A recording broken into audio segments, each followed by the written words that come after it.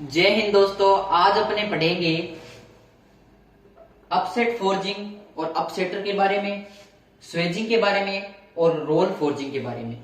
कौन कौन सी? Upset forging, अपसेटर, swaging के बारे में, स्वेगिंग के बारे में और रोल फोर्जिंग के बारे में। इसके बारे में जानने से पहले हमने जो प्रीवियस वीडियो बनाई थी उसमें जो था वो पहले हम देख लेते हैं थोड़ा। उसके अंदर हमने क्या किया था? फोर्जिंग की थी। फोर्जिंग हमने बताई थी दो प्रकार से होती है। एक होती है जो हाथ से करते हैं, यानी हैमर की सहायता, हैमर जो है वो हाथ की सहायता से चला रहे हैं तो उसे बोलते हैं हैंड फोर्जिंग।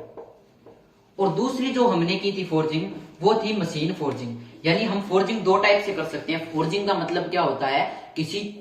कोई हमारे पास मेटल है, उसको हमने गर्म किया प्लास्टिक स्टेट तक का मतलब होता है वह स्टेट जहां पे वो उससे ज्यादा मतलब ताप दे दिया तो वो पिघलना स्टार्ट हो जाएगी। मतलब एक तरह से ये मान लो कि हमने क्या किया, जो फर्नेस होती है, हमारी भट्टी होती है, उसके अंदर हमने रोड डाली लोहे की, उसको लाल कर लिया।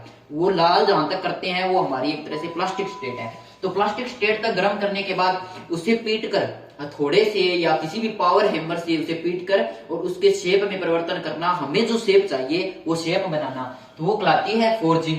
और फोर्जिंग में थी हमारे पास एक हैंड फोर्जिंग और एक हाथ से। अब बड़ा कोई प्रोडक्ट बनाना है तो हाथ से तो कर नहीं सकते, तो उसके लिए आती है हमारे पास मशीन, तो बोलते हैं मशीन फोर्जिंग।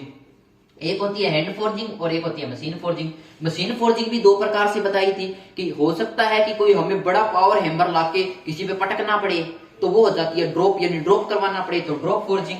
तो ये भी दो प्रकार की होगी थी। एक होगी ड्रॉप फोर्जिंग और एक क्या कर सकते हैं, हम धीरे धीरे प्रेस करवा सकते हैं। कोई मेटल है उसके ऊपर चोट ना लगा के यदि हम उसे प्रेस करवाएं, धीरे धीरे दाब दें, यानी हाइड्रोलिक प्रेस का उपयोग करें, तो उसे बोलते हैं हम प्रेस फोर्जिंग। इसका एनिमेशन मैं आपको साथ साथ दिखाता रहूंगा।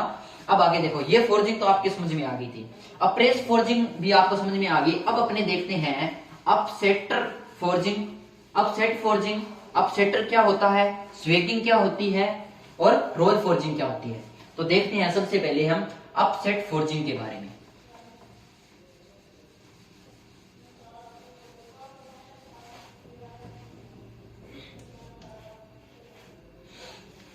देखो भाई, आपने नट तो देखा होगा, नट समझते हो? आपने साधारणतः नट बोल देते हैं, वैसे तो टेक्निकल टर्म अलग अलग लेते हैं सबके लिए। नट देखो इस प्रकार से कुछ बना होता है, जैसे ये हमारा नट बना दिया और आगे से ये कुछ इस प्रकार से बना होता है। ये जो एरिया बनाया है हमने, ये जो बनाया है, यानी इसका डायामीटर यहां बढ़ा दिया, इसका जो क्रॉस सेक्शन था इसको यहां बढ़ा दिया। इससे बढ़ाने के लिए जो सिस्टम यूज होता है उसे जो फोर्जिंग होती है उसे बोलते हैं अपसेट फोर्जिंग। तो इसमें क्या होता है, यहां पे एक और यहां पे एक लगी होती है, मतलब प्रेस लगी होती है, जिसे क्या बोलते हैं, बाइस, एक तरह से बाइस बोलते हैं। ये क्या करती है, इस नट को यहां डाल दिया, ये रोड होती है पहले, इसको यहां डाल दिया हमने, यहां डाल दिया। इसने क्या किया, ये दोनों पास चिपक जाएंगे और इसे जकड़ लेंगे पूरी तरह से, और घर्षण के कारण ये आगे पीछे नहीं हो पाता। इन दोनों को ये दोनों है ना, इस रोड को पकड़ लेंगी। पकड़ने के बाद अब ये रह गया एरिया खुला।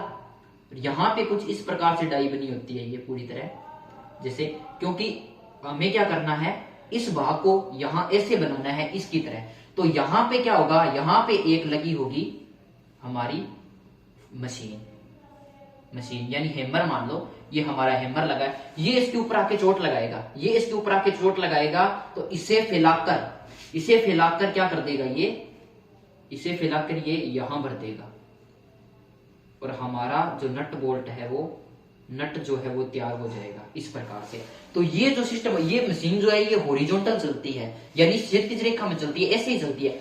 ये दोनों बाइस क्या करेगी, इसे पकड़ लेगी, जिससे ये आगे पीछे नहीं होगा, और ये जो हैमर है ये इसके ऊपर आके टकराएगा और इसे शेप में कन्वर्ट कर देगा।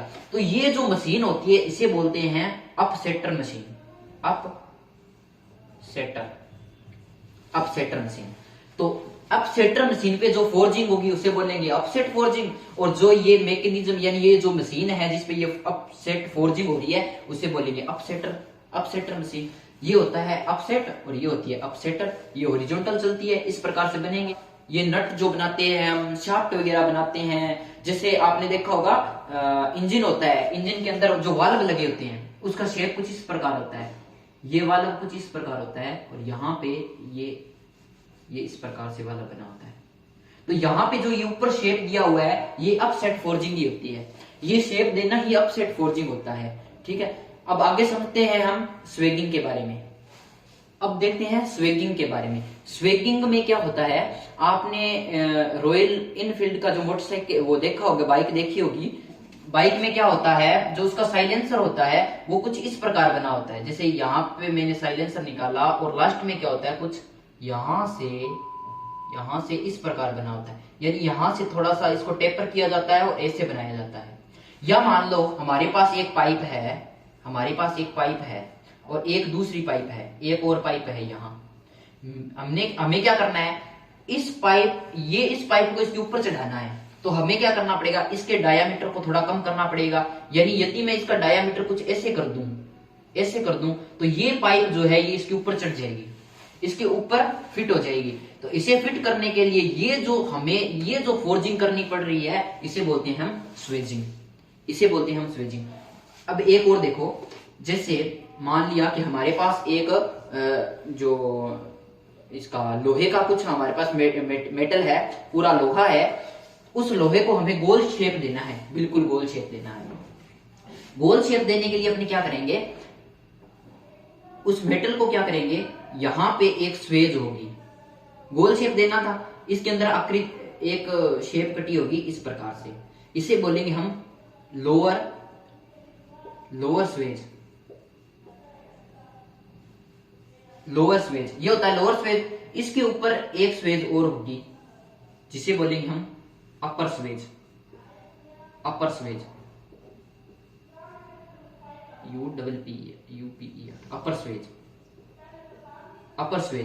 ये होती है लोअर स्वेज, ये होती है अपर स्वेज। अब क्या करेंगे, आप एज्यूम करो कि इसके दो डंडी लगी हुई है इस प्रकार से। ये हमारा जो चिमटा होता है उसके टाइप है। चिमटे को टेक्निकल में कहते हैं टोंग्स, TONG, टोंग होता है चिमटा।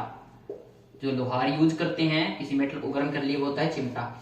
अब क्या करेंगे, इस चिमटे के द्वारा यानी इस टोंग के द्वारा इसके अंदर हम मेटल रखेंगे।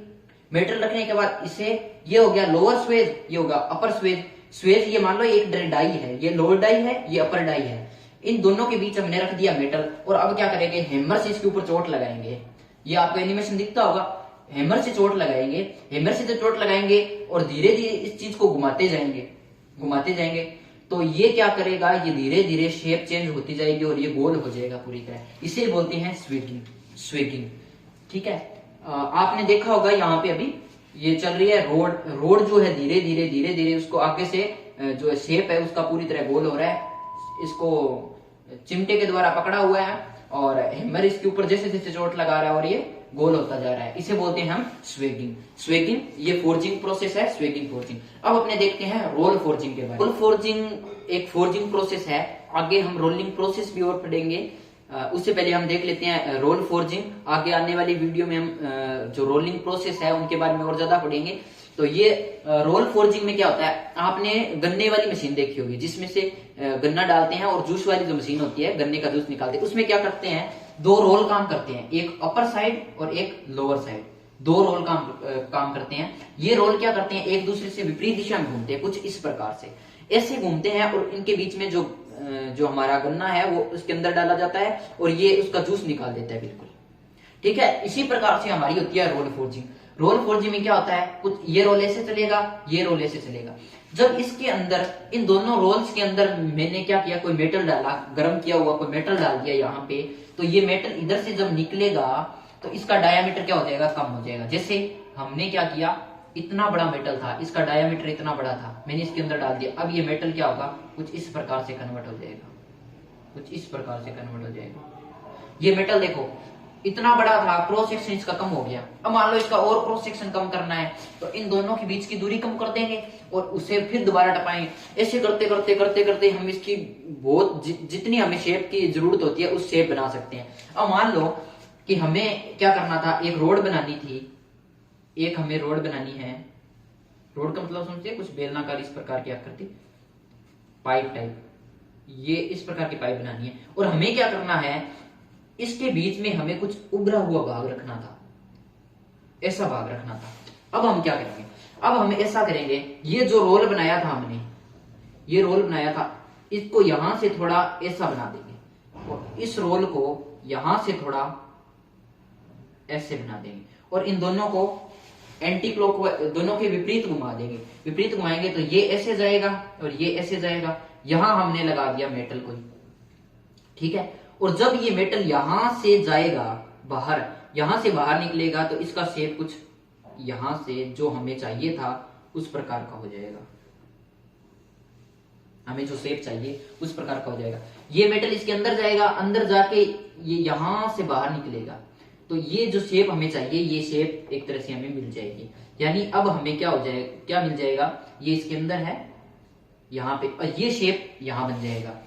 तो ये जो होती है, ये हमारी होती है रोलिंग फोर्जिंग। रोल करके, यानी दो बेलन होते हैं, रोलर जो होते हैं, इन दोनों को रोल करके घुमा के, और हमें क्या करना है, उसका शेप चेंज करना है, हमें जो रिक्वायर्ड शेप है वो चाहिए, फोर्जिंग करनी है। जैसे आपको उदाहरण दिया था गन्ने वाली मशीन, गन्ने का जूस निकालते हैं, उसमें दो रोल काम करते हैं, बीच में गन्ना डाला और गन्ना धीरे धीरे जैसे बाहर निकलता है, तो आपने देखा होगा कि गन्ने का जो गन्ना पहले तो पूरा एक तरह से रोल होता है, मतलब बेलनाकार होता है, उसके बाद में वो क्या हो जाता है, बिल्कुल चपटा हो जाता है। तो वो जो फोर्जिंग होती है एक तरह से वो रोल फोर्जिंग ही होती है। और जैसे हमें रिक्वायर्ड पड़ती है इस चीज की, तो हम रोल फोर्जिंग कर सकते हैं। आगे हम आगे वाली वीडियो में समझेंगे रोल प्रोसेस के बारे में, और अलग अलग रोल जो मशीन होती है, रोलिंग प्रोसेस होती है, इनके बारे में समझेंगे।